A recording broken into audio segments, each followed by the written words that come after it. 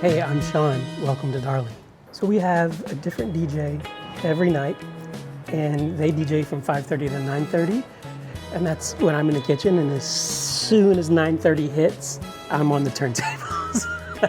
To me, it's the same feeling that I get when I cook for someone, and especially when what I'm cooking is rare heirloom seeds and rare animal breeds. You know, it's that same kind of thing. It's this, digging through sort of forgotten things, and you can discover some pretty amazing things. So I grew up in bluegrass country. I grew up in the coal fields of Appalachia, going to bluegrass festivals and fiddlers conventions, and thinking about some of my core music memories. The first real concert that wasn't a bluegrass festival, like the first concert I went to where I bought a ticket to go see someone intentionally, was Willie Nelson.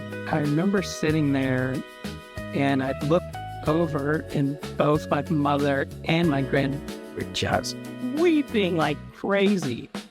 And then, it was a sad song. It reminded them, it triggered some sad thing, and they just released the tears. And I saw how powerful music can be, early on. This space here, you'll notice speakers everywhere. This room is all about sound. And it's all about listening to music properly. I've been obsessed with speakers and hi-fi for a long time. And about 10 years ago, I went to my first listening bar in Japan and had my mind blown. The last time I was there, I went to this really cool place called Bar Track, and I randomly got seated at a seat that was perfectly aligned with the speakers, creating what speaker heads call the sweet spot.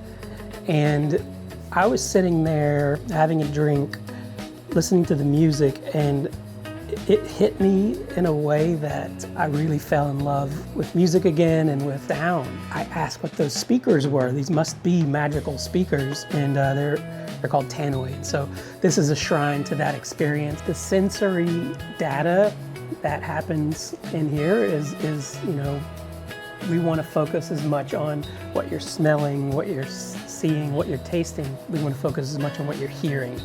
And that's not just what the lyrics say or what the music is. It's how the music feels.